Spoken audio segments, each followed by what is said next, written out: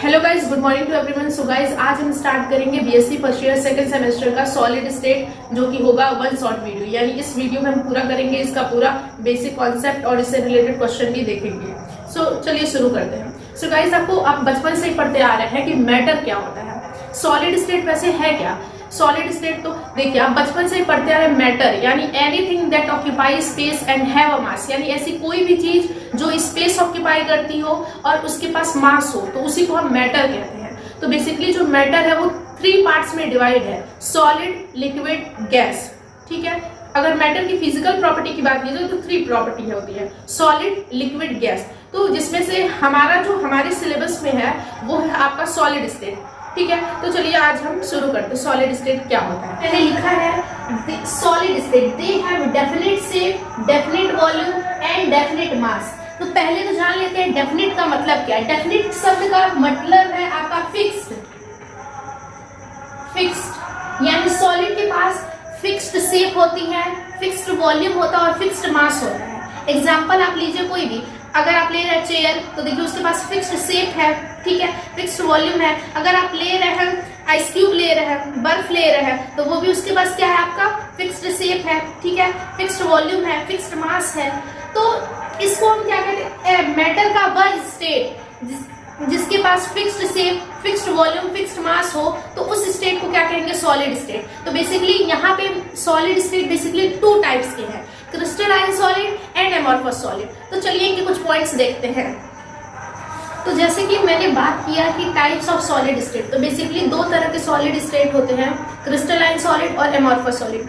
अब इसके बारे में डिटेल डिस्कशन देखते हैं, ठीक है। तो जो क्रिस्टलाइन सॉलिड होता है ना, इसके जो पार्टिकल्स होते हैं वो एकदम ऑर्डर मैनर में अरेंज रहते हैं। जैसे स्कूल में अगर आप लोगों को प्रेयर होता होगा तो किस तरह से होते हैं, बच्चे जो होते हैं एक ऑर्डर में अरेंज होते हैं, ठीक है। उसी तरह से जो क्रिस्टलाइन सॉलिड होते हैं, इसके जो पार्टिकल्स हैं, मान के चलिए अगर ये मेरा क्रिस्टलाइन सॉलिड है तो इसके जो पार्टिकल्स होंगे ये ऑर्डर में अरेंज होंगे इस तरह से।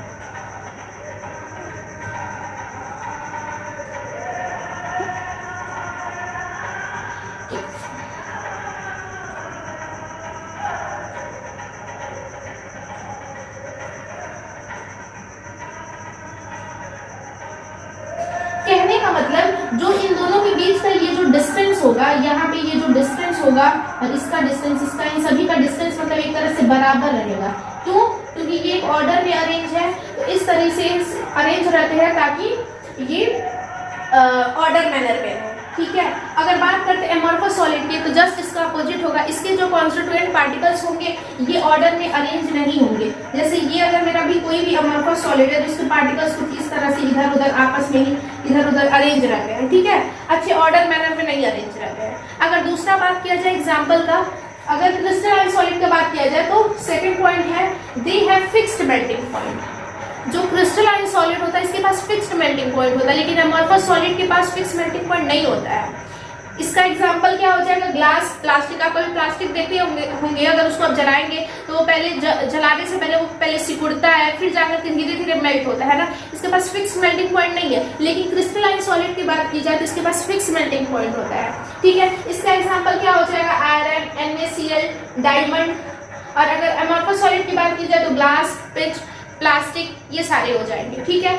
तो जो पॉइंट है, क्रिस्टलाइन सॉलिड को हम ट्रू सॉलिड कहते हैं। अब सवाल ये उठता है इसको ट्रू सॉलिड क्यों कहा जाता है। ट्रू सॉलिड क्यों कहते हैं, क्योंकि इसके जो पार्टिकल्स हैं वो एक ऑर्डर मैनर में अरेंज होते हैं, बस इसी के लिए हम इसको क्रिस्टलाइन सॉलिड कहते हैं, सॉरी ट्रू सॉलिड कहते हैं। क्रिस्टलाइन सॉलिड को ट्रू सॉलिड कहते हैं, ठीक है। एमॉर्फस सॉलिड की बात की जाए तो एमॉर्फस सॉलिड को हम सूडो सॉलिड कहते हैं। सूडो सॉलिड मतलब फेक सॉलिड, नकली सॉलिड, जो एक्चुअली में सॉलिड नहीं है, इसी के लिए हम इसको सुपर कोल्ड लिक्विड भी कहते हैं। अब सवाल उठता है कि एमॉर्फस सॉलिड को हम सुपर कोल्ड लिक्विड या सूडो सॉलिड क्यों कहते हैं, आखिर क्या इसमें क्या दिक्कत है, क्यों इसको हम फेक सॉलिड बोल रहे हैं, क्यों इसको हम ट्रू सॉलिड बोल रहे हैं। तो सूडो सॉलिड में क्या होता है कि इसके जो पार्टिकल्स होते हैं ना, इनके पास ये एबिलिटी होता है कि ये फ्लो करे।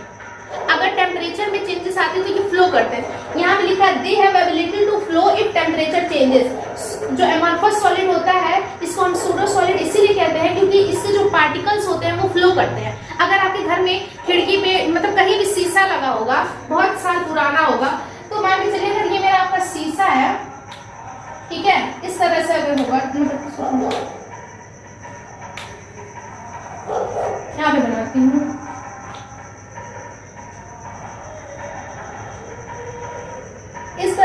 आपको कोई शीशा लगा होगा तो आप देखेंगे कि इसके जो यहाँ पे ऊपर वाला जो हिस्सा रहेगा ना वो थोड़ा पतला रहेगा और नीचे वाला जो हिस्सा रहेगा वो मोटा हो गया रहेगा। यानी इधर का ये इधर आते आते ऊपर तो पतला है, ये नीचे ऐसे आते आते ये इधर मोटा हो गया रहेगा और नीचे भी ऐसे इस तरह से ये मोटा हो गया रहेगा। ठीक है, तो ऐसा इसलिए होता है क्योंकि जो एमॉर्फस सॉलिड जो होते हैं इसके जो पार्टिकल्स होते हैं ना, ये जो आपका जो दिख रहा है ग्लास, ये जो शीशा है, इसके जो पार्टिकल्स हैं ये फ्लो करते हैं। इसके पास यही टेंडेंसी होता है कि फ्लो करें और इसी के लिए इसको क्या कहा जाता है, सूडो सॉलिड कहते हैं। ये एक्चुअली में सॉलिड थोड़ी ना है, ये सूडो सॉलिड है। क्यों? क्योंकि इसके पार्टिकल्स फ्लो कर रहे हैं, टाइटली पैक्ड नहीं मतलब फ्लो करते हैं। कई सालों बाद आप देखेंगे शीशे को, तो अगर आपके घर में होगा तो वो नीचे क्या होता है, वहां पे मोटा हो जाता है, मोटा लेयर हो जाता है और ऊपर कैसा हो जाता है, पतला हो जाता है। तो इसी के लिए हम इसको कहते हैं, बहुत इंपॉर्टेंट एग्जाम में आता है, ठीक है, कि हम इसको एमॉर्फस सॉलिड को सूडो सॉलिड या सुपर कोल्ड लिक्विड क्यों कहते हैं। तो आप ये लिख लीजिएगा, they have ability to flow. इसके जो पार्टिकल्स होते हैं इनके पास एबिलिटी होती है फ्लो होने की, फ्लो हो जाते हैं, ऊपर के पार्टिकल्स नीचे की ओर फ्लो हो जाते हैं। ठीक है, इफ द टेम्परेचर चेंजेस, जैसे टेम्परेचर में बदलाव आता है। ठीक है, इसको ध्यान से देखिएगा। सो गाइस, हमने देख लिया है कि सॉलिड क्या होते हैं। सॉलिड के हमने पार्ट देखे हैं, दो तरह के होते हैं, क्रिस्टलाइन और एमॉर्फस। क्रिस्टलाइन सॉलिड को हम क्या कहते हैं, ट्रू सॉलिड। क्यों ट्रू सॉलिड कहते हैं? क्योंकि इसके जो पार्टिकल्स होते हैं परफेक्ट ऑर्डर में अरेंज होते हैं। अगर बात की जाए एमॉर्फस सॉलिड की, तो एमॉर्फस सॉलिड को हम क्या कहते हैं, सुपर कोल्ड लिक्विड कहते हैं या सूडो सॉलिड कहते हैं। सूडो सॉलिड मतलब फेक सॉलिड, क्योंकि इसके जो पार्टिकल्स रहते हैं ये डिसऑर्डर में अरेंज रहते हैं, है ना। और इसको सुपर कोल्ड लिक्विड या सूडो सॉलिड में और क्यों कहा जाता है, क्योंकि इसके पार्टिकल्स होते हैं, इनकी टेंडेंसी होती है, एबिलिटी होती है फ्लो होने की। जैसे एग्जांपल में हमने देखा, एग्जांपल में हमने ग्लास लिया, ग्लास शीशा लिया, शीशा कुछ दिनों बाद क्या हो जाता है, नीचे मोटा हो जाता है, ऊपर पतला ही रहता है। क्यों? क्योंकि इसके जो पार्टिकल्स हैं ये ऊपर से सरक करके नीचे आ जाते हैं। ठीक है, इनके पास ये टेंडेंसी होती है, ग्लास के पास ये टेंडेंसी होती है कि इसके पार्टिकल्स होते हैं, इनके पास फ्लो होने की एबिलिटी होती है। तो ऊपर से सरक के नीचे आ जाएंगे तो नीचे थोड़ा मोटा हो जाता है, ऊपर पतला ही रहता है। इसीलिए इसको क्या कहते हैं, सूडो सॉलिड कहते हैं। ये एक्चुअली में ट्रू सॉलिड नहीं होता, ये फेक सॉलिड होता है। ठीक है, इसीलिए सूडो सॉलिड नाम दिया गया। अगर हम आगे बात करते हैं क्रिस्टलाइन सॉलिड की, तो क्रिस्टलाइन सॉलिड के 4 पार्ट आते हैं। जिसमें आपका पहला क्या है, यहाँ पे मेटालिक, दूसरा है कोवेलेंट, तीसरा है आपका आयनिक, चौथा है मॉलिक्यूलर। कहाँ से ये मैंने लिखा है, आखिर कहाँ से आया है ये, तो आपको पता होना चाहिए कि क्रिस्टलाइन सॉलिड, अभी आपने पीछे लिखा है कि ये कॉन्स्टिट्यूएंट पार्टिकल से मिलकर बनता है। कॉन्स्टिट्यूएंट पार्टिकल से मिलकर बनता है मतलब तरह तरह के पार्टिकल से मिलकर बनता है। तो ये पार्टिकल्स कोई भी हो सकते हैं, मेटल हो सकता है, आयंस हो सकता है, मॉलिक्यूलर हो सकता है, मॉलिक्यूल्स हो सकता है।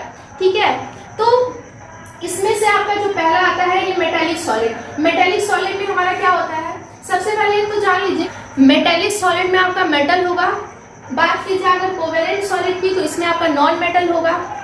आयन सॉलिड की बात की जाए तो इसमें आपका आयंस होगा। मॉलिक्यूलर सॉलिड की बात की जाए तो मॉलिक्यूल्स होगा। मतलब कि कहाँ से कैसे आ गया, मेटालिक सॉलिड मतलब मेटल्स इसमें क्या होते हैं, आपस में अरेंज होते हैं एक परफेक्ट ऑर्डर में, तो इससे मेरा क्या आ जाता है, मेटालिक सॉलिड आ जाता है। अगर बात की जाए कोवेलेंट सॉलिड की, तो कोवेलेंट सॉलिड में नॉन मेटल जो होते हैं वो अरेंज होते हैं। ठीक है, तो इसमें मेरा क्या आ जाता है, क्रिस्टलाइन सॉलिड किस टाइप का आ जाता है, कोवेलेंट सॉलिड। आयनिक सॉलिड में आयंस, मॉलिक्यूलर सॉलिड में हमारे मॉलिक्यूल्स होते हैं। ठीक है, तो यहाँ पे मैंने लिख दिया है कि मेटालिक सॉलिड में मेटल एटम होते हैं। ठीक है, मेटल एटम मिल करके एक परफेक्ट ऑर्डर में अरेंज हो जाते हैं, तो हमारा क्या बन जाता है, मेटालिक सॉलिड। कोवेलेंट सॉलिड है तो इसमें नॉन मेटल होगा, आयनिक सॉलिड है तो इसमें आयंस होंगे, और अगर मॉलिक्यूलर सॉलिड है तो इसमें मॉलिक्यूल्स होंगे। मेटालिक सॉलिड है तो इसमें मेटालिक बॉन्ड बनेगा। मेटालिक सॉलिड है तो ऑब्वियस है मेटालिक बॉन्ड बन के मेटल जो होंगे वो मेटालिक बॉन्ड बना करके ही ना ये मेटालिक सॉलिड बनाएंगे। कोवेलेंट सॉलिड है तो इसमें नॉन मेटल क्या आपके कोवेलेंट बॉन्ड बनाते हैं और फिर जाके कोवेलेंट सॉलिड बना लेते हैं। आयनिक सॉलिड की बात की जाए तो आयंस जो होते हैं ये क्या होते हैं, आयंस जो होते हैं आयनिक बॉन्ड बना करके आयनिक सॉलिड बनाते हैं। अगर बात की जाए मॉलिक्यूलर सॉलिड की, तो इसमें जो मॉलिक्यूल्स होते हैं ये वंडर वॉल फोर्स या फिर हाइड्रोजन बॉन्ड बना करके हमारे क्या बनाते हैं, मॉलिक्यूलर सॉलिड बनाते हैं।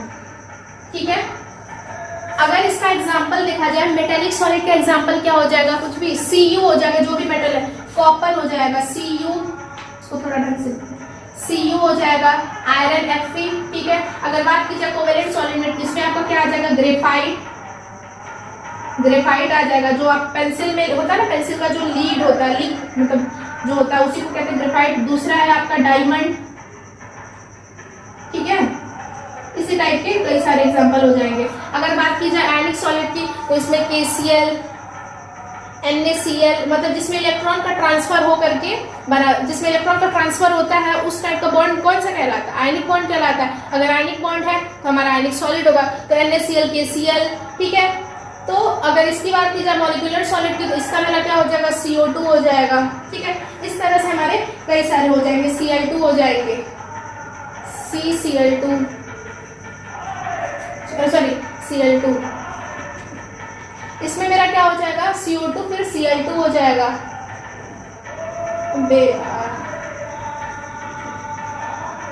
Cl2 हो जाएगा, Cl2, ठीक है। तो क्रिस्टलाइन सॉलिड के हमने कुछ जो टाइप्स होते हैं वो हम लोग देख चुके हैं, कवर कर चुके हैं और एग्जांपल्स भी हमने देख लिया। अब आगे प्रोसीड करते हैं। अब हमारे टॉपिक आ गई है, कुछ इंपॉर्टेंट पॉइंट्स इसमें देखेंगे, कुछ बेसिक पॉइंट जिसको समझने के बाद फिर आगे आप कुछ समझ सकते हैं, ठीक है। तो इसमें जो मेरा, इसको समझने से पहले आपको एग्जांपल देती हूँ। अगर देखिए आप जिस घर में रह रहे हैं, जो भी बिल्डिंग आप रह रहे हैं, ठीक है, जिस भी बिल्डिंग में रह रहे हैं, तो वो बिल्डिंग, उस बिल्डिंग का बेस क्या है? मतलब वो बिल्डिंग किस तरह से कैसे खड़ा हुआ है? ईंट से मिलके। तो देखिए सबसे पहले ईंट हम लोग एक के ऊपर एक रखे होंगे, तो सबसे पहले मेरा ईंट आया है, ठीक है। ईंट एक के ऊपर एक खड़ा हुआ होगा तो मेरा रूम बना होगा, कई सारे रूम्स बन गया है तो मेरा बिल्डिंग हो गया है ना। तो यहाँ पे सबसे पहले शुरुआत किससे हुई? ईंट से रूम, रूम से बिल्डिंग। तो यहाँ पे आप चीजों को समझिएगा। यहाँ पे जो ईंट है उसको हम क्या कहें? लेटिस पॉइंट कहें, बट एक्चुअली में वो ईंट नहीं है, यहाँ पे समझेंगे अभी। उसको बस इतना समझ लीजिए कि हाँ वो ईंट जो है यहाँ पे एक तरह से लेटिस पॉइंट है। वो जो आपका रूम है ये आपका क्या है? यूनिट सेल है। और जो आपका पूरा घर तैयार हुआ है उसको कहेंगे क्रिस्टल लेटिस, ठीक है। इसको समझते हैं। जिस तरह से जो हमारा जो क्रिस्टलाइन सॉलिड तैयार होता है ना, जो क्रिस्टलाइन सॉलिड है उसी को हम क्रिस्टल लेटिस कहते हैं। तो वो मेरा क्रिस्टलाइन सॉलिड तैयार कैसे होता है, मतलब कैसे बनता है, उसका जो स्टार्टिंग क्या होता है? तो उसका स्टार्टिंग होता है, जैसे कि मैंने बताया कि जो क्रिस्टलाइन सॉलिड है ये कॉन्स्टिट्यूएंट पार्टिकल्स होते हैं। कॉन्स्टिट्यूएंट पार्टिकल्स एक प्रॉपर ऑर्डर में अरेंज हो जाते हैं तो मेरा पास क्या बन जाता है? क्रिस्टलाइन सॉलिड बन जाता है। तो वो constituent particles ions, atom, molecules कुछ भी हो सकते हैं, ठीक है। इन तीनों में से कुछ भी, सभी में से कुछ भी हो सकते हैं। तो अगर बात की जाए लेटिस पॉइंट की, तो लेटिस पॉइंट वही है जो आयंस, मॉलिक्यूल्स, ये इन सभी को कहा गया है ना। देखिए अगर आयनिक सॉलिड है तो लेटिस पॉइंट किसका रहेगा? आयंस का, कई सारे आयंस रहेंगे, ठीक है। अगर बात की जाए मेटेलिक सॉलिड की तो मेटल रहेंगे, ठीक है। तो हमारा लेटिस पॉइंट यही होता है। लेटिस पॉइंट क्या है? इन क्रिस्टल लेटिस या फिर in crystalline solid ions molecules is represented by ion molecules is represented by a single unit is called lattice point। जो बेसिक यूनिट होता है, जैसे छोटे छोटे लेटिस पॉइंट आपस में अरेंज होकर के क्या बनाते हैं? यूनिट सेल बनाते हैं। क्या बनाते हैं? यूनिट सेल, ठीक है। और फिर यही यूनिट सेल हमारा मिल करके क्या बनाता है? Crystalline solid. जैसे सबसे पहले ईंट था, ईंट से मिल करके मेरा दीवार खड़ा हुआ, दीवार खड़ा होकर के मतलब रूम खड़ा हुआ, रूम खड़ा होकर मेरा बिल्डिंग खड़ा हुआ। तो ये जो दीवार, ये जो ईंट है यही मेरा लेटिस पॉइंट है, ठीक है। और जो मेरा रूम है ये मेरा यूनिट सेल है, और ये जो मेरा बिल्डिंग खड़ी हुई है ये मेरा क्रिस्टलाइन सॉलिड है, ठीक है। तो यूनिट सेल की बात की जाए तो the smallest repeating part of crystal lattice या क्रिस्टल सॉलिड, मतलब जो आपका क्रिस्टल सॉलिड बना हुआ है, मतलब जो तैयार हुआ है वो यूनिट सेल की रिपीटेशन से ही। जैसे मान के चलिए ये मेरा अगर यूनिट सेल है, ध्यान से समझिएगा इसको, ये इस यूनिट सेल में क्या है? इस यूनिट सेल में हमारे आयंस हैं, आयंस होंगे ना, आयंस हो सकते हैं, मॉलिक्यूल्स हो सकते हैं, एटम हो सकते हैं, जो भी। अगर आयनिक सॉलिड है तो आयंस होंगे, मेटेलिक सॉलिड है तो मेटल्स होंगे, मॉलिक्यूलर सॉलिड है तो मॉलिक्यूल्स होंगे, ठीक है। तो हमारे लेटिस पॉइंट है, लेटिस पॉइंट हमारे मिलने के बाद क्या बनाए हैं? यूनिट सेल बनाए हैं, ठीक है। और यही यूनिट सेल अगर आपस में मिल जाएंगे, ठीक है, प्रॉपर अरेंजमेंट के साथ अगर मिल जाएंगे, प्रॉपर अरेंजमेंट के साथ मिल जाएंगे तो मेरा क्या बन जाएगा? क्रिस्टल लैटिस, और इसी क्रिस्टल लैटिस को हम क्या कहते हैं? Crystalline solid.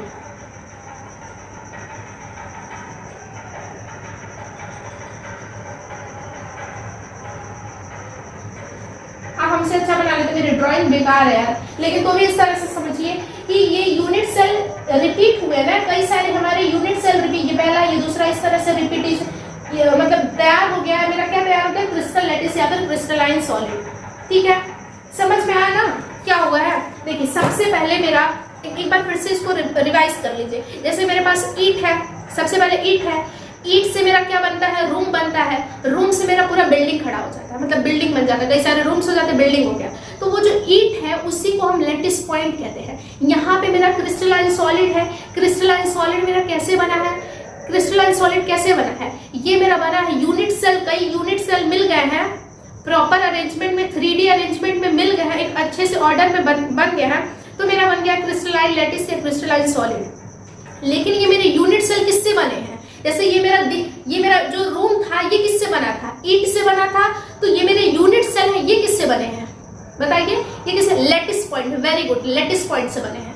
लैटिस पॉइंट आपका कुछ भी हो सकता है, मॉलिक्यूल्स, आयंस या फिर मेटल, कुछ भी। ठीक है, समझ रहे हैं ना? तो ये आपका कॉन्सेप्ट था। अब हम बात करेंगे टाइप्स ऑफ यूनिट सेल की। ठीक है, तो देखिए इसके पहले हम लोगों ने क्या क्या देखा? पहले तो हमने देखा कि सॉलिड क्या होते हैं, टाइप्स ऑफ सॉलिड हमने देखा, क्रिस्टलाइन, एमॉर्फस। ठीक है, फिर हमने देखा कि क्रिस्टलाइन सॉलिड के कितने टाइप्स होते हैं, हम लोगों ने पढ़ लिया। यूनिट सेल के बारे में हम लोगों ने समझा, लैटिस पॉइंट, क्रिस्टल लैटिस। अब हम देखेंगे यूनिट सेल, और यूनिट सेल के कितने टाइप्स होते हैं। तो बेसिकली दो टाइप्स के होते हैं यूनिट सेल, एक होता है प्रिमिटिव और एक होता है हमारा नॉन प्रिमिटिव। ठीक है, तो सबसे पहले मान के चलिए अगर ये मेरे पास एक यूनिट सेल है,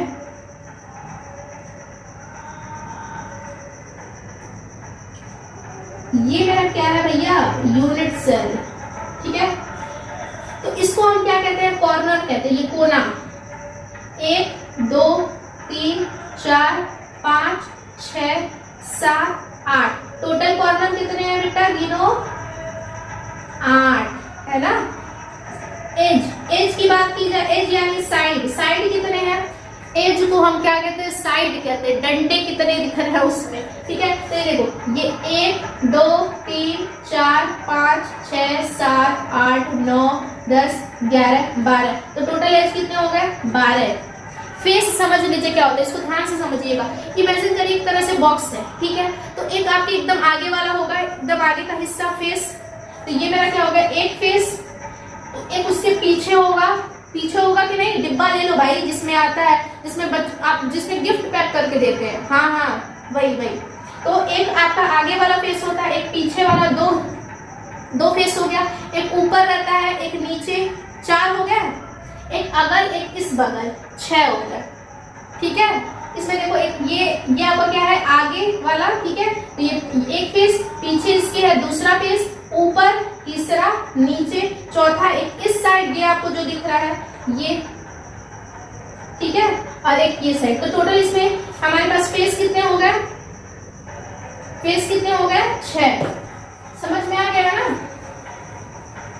इसको समझना बहुत जरूरी था भैया, इसको समझना है ना प्रिमिटिव यूनिट सेल को।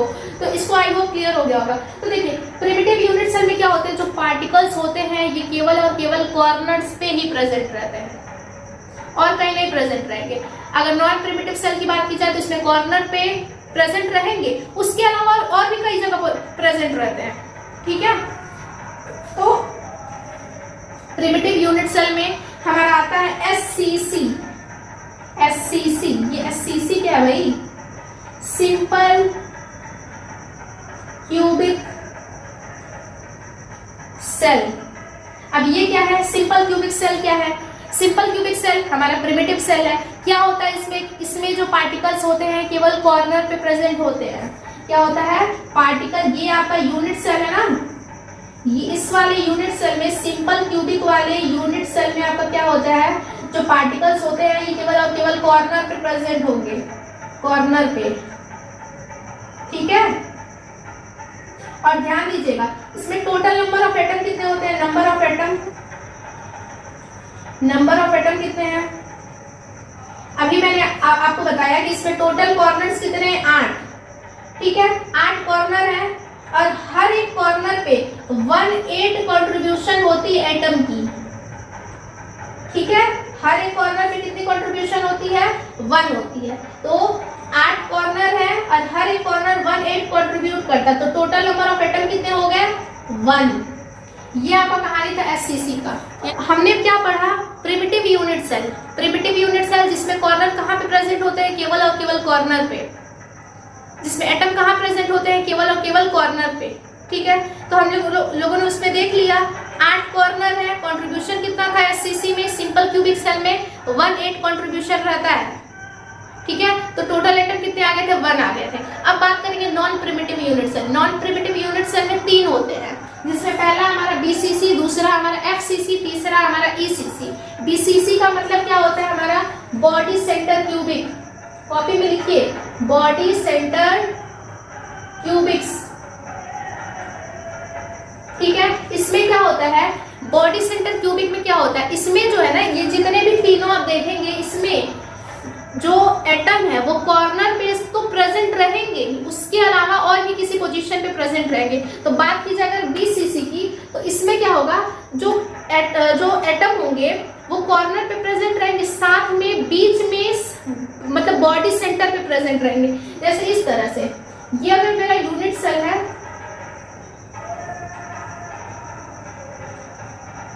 तो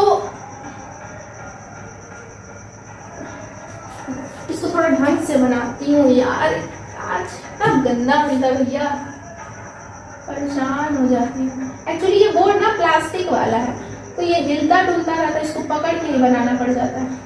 ठीक है, तो देखो इसमें क्या होता है बीसीसी, इसमें जो होगा, जैसे मैंने कि बताया कि नॉन प्रिमिटिव यूनिट सेल में भी जो जो एटम होते हैं वो कॉर्नर पे तो प्रेजेंट रहेंगे ही, साथ में किसी और पोजीशन पे भी। तो यहाँ पे किसी और पोजीशन पे बॉडी सेंटर पे एकदम बीचों बीच प्रेजेंट रहता है।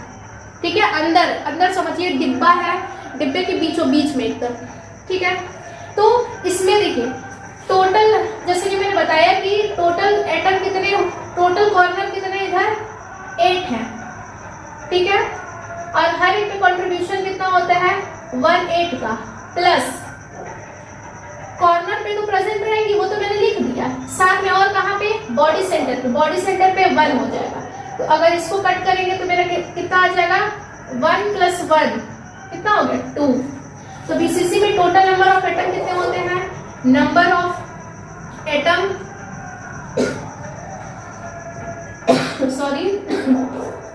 ठीक है, बात की जाए एफसीसी की, तो face centre cubic, face centre cubic, इसका आप खुद से निकालने की कोशिश करिए। फेस सेंटर क्यूबिक में क्या होगा, जैसे कि नॉन प्रिमिटिव में कॉर्नर पर तो एटम प्रेजेंट रहेंगे ही, साथ में फेस पे भी प्रेजेंट रहेंगे। ठीक है, जैसे अगर मान के चलिए ये मेरा है, टोटल नंबर ऑफ एटम पहले तो कॉर्नर पे रहेंगे, तो कॉर्नर है 8, कंट्रीब्यूशन होता है 1 8 का। ठीक है, प्लस यहाँ पे बॉडी सेंटर था तो 1 कर दिए, यहाँ पे फेस सेंटर है तो फेस कितने होते हैं, 6। अब कंट्रीब्यूशन कितना होता है फेस का, 1/2। तो टोटल कितने एटम आ जाएंगे, ये तो मेरा 1 हमेशा रहेगा सभी में, और ये मेरा फेस वाला है तो फेस होते हैं 6, कंट्रीब्यूशन होता है हाफ, तो 2 3 = 6, 1 + 3 कितना आ गया, 4। तो नंबर ऑफ एटम कितने हो गए इसमें, 4 हो गए। अगर बात की जाए ईसीसी में, तो इसमें भी ईसीसी में क्या होता है हमारा, इसको कहते हैं edge centre cubic, edge centre cubic. इसमें क्या होता है हमारा, जो कॉर्नर पे तो एटम प्रेजेंट रहेंगे, आपको पता चल गया ना, इसमें जितने भी हैं सभी के सभी कॉर्नर पे तो प्रेजेंट रहेंगे ही, लेकिन साथ में और किसी पोजीशन पे। तो कॉर्नर पे प्रेजेंट है, होते कॉर्नर वैसे होते 8, और हर एक पे कंट्रीब्यूशन कितना होता है, 1 8 का, प्लस ईसीसी है एज सेंटर क्यूबिक। तो देखिए क्या होता है, अगर ये मेरे पास कोई यूनिट सेल है, ठीक है, यूनिट सेल है, अगर मेरे पास कोई ये यूनिट सेल है, तो इसमें क्या होगा, हमारा ईसीसी है ना, तो या तो इसमें 2 एटम प्रेजेंट रहते हैं, 2 एटम, या तो ये मेरा ऊपर रहेगा, या तो मेरा ऐसे ऊपर नीचे, या तो अगल बगल, या तो आगे पीछे, आगे और ये मेरा पीछे। ठीक है, तो इन सभी में से क्या क्या होता है हमारा, हम मान के चलते हैं ऊपर और नीचे। ठीक है, आप कुछ भी ले सकते हैं, ऊपर नीचे 2 लेना है 2, ऊपर नीचे ले लीजिए, आगे पीछे ले लीजिए या अगल बगल, ठीक है। तो इसमें ऊपर नीचे मैंने ले लिया, तो कितने हो गए हमारे 2 हो गए, और कंट्रीब्यूशन कितने हैं हाफ का, तो कितना हो जाएगा इसमें 1, और ये मेरा कितना आ गया 1, तो 1 + 1 2 आ गया। तो इस हिस्से में हमारे कितने होते हैं 2 होते हैं, ठीक है। सो आई होप ये क्लियर हो गया होगा। तो अगर कोई डाउट होगा तो कमेंट में लिखिएगा। अब हमारा जो अगला टॉपिक है ये होगा एक्सियल लेंथ और एक्सियल एंगल। ये वैसे है क्या, कहाँ से ये आ गया है? तो बेसिकली जो मेरा यूनिट सर्कल होता है इसके 6 पैरामीटर होते हैं। पैरामीटर क्या होता है? पैरामीटर बेसिकली 3, देखिए पैरामीटर होता है एक्सियल लेंथ और एक्सियल एंगल। 3 मेरा एक्सियल लेंथ होता है, 3 मेरा एक्सियल साइड होता है, और ये मिल करके पूरे मेरे कितने पैरामीटर हो गए यूनिट सेल के 6 हो गए, ठीक है। तो अगर ये मेरा यूनिट सेल है,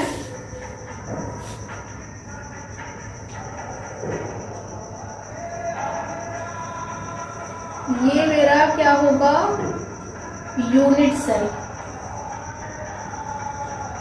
ठीक है। इसको थोड़ा ढंग से बनाएगा यार, ये ठीक से इसमें बनता नहीं है,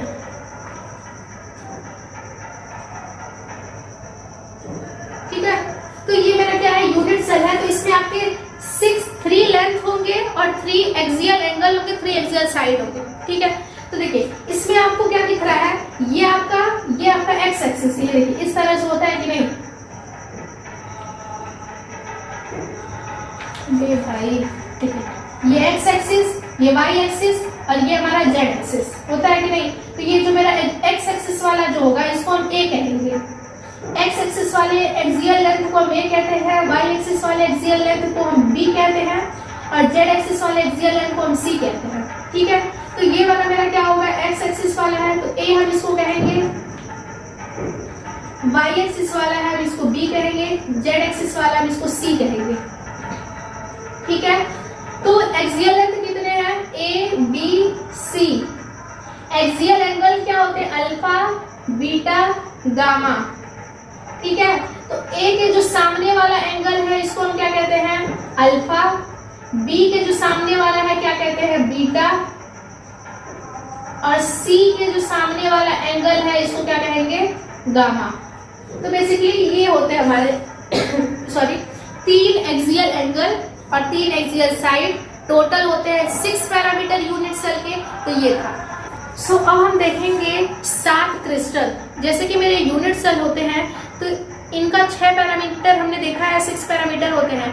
तो ये सब जो होते हैं अपने पैरामीटर के तौर पे यूनिट सेल जो है अलग अलग तरह के जो क्रिस्टल फॉर्म करते हैं, ठीक है। तो बेसिकली 7 तरह के क्रिस्टल फॉर्म करते हैं यूनिट सेल।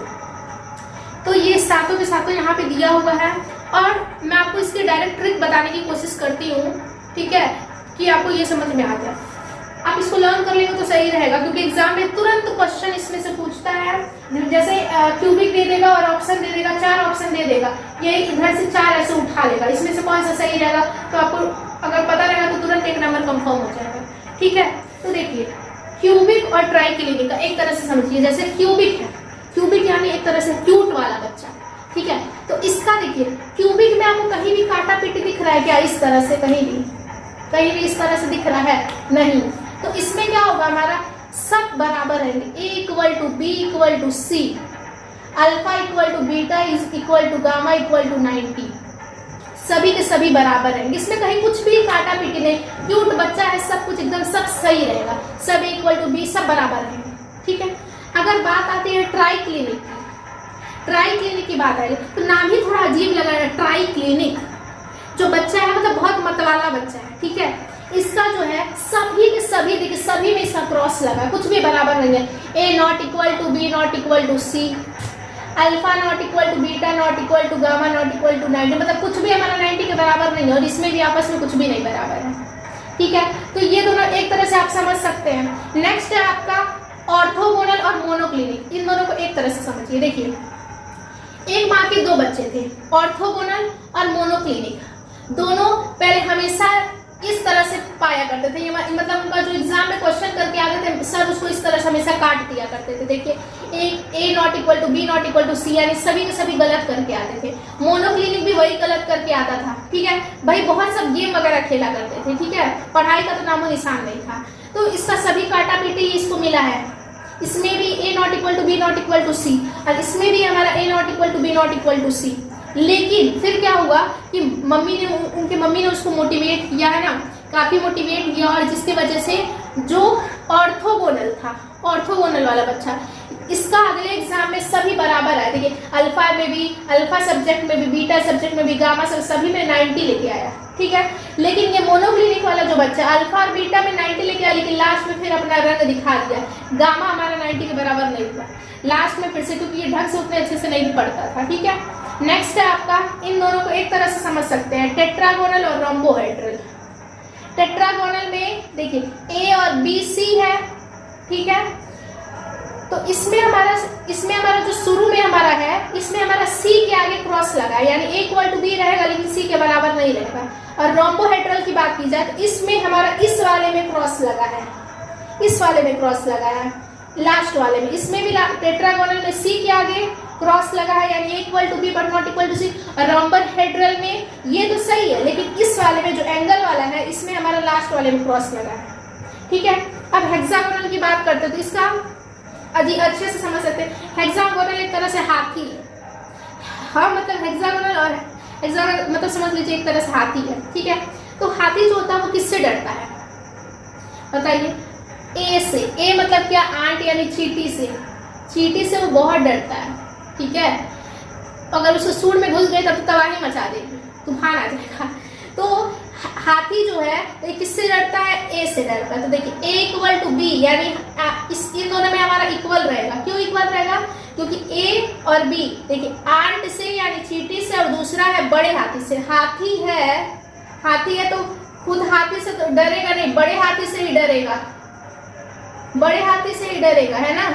तो ए हमारा चींटी यानी ए से डरेगा और बी हमारा बड़े हाथी से। लेकिन सी मतलब छोटे हाथी से तो नहीं डरेगा, तो आंट से फिर बी से यानी बड़े हाथी से, इन दोनों से डरेगा बट नॉट इक्वल टू छोटे हाथी से।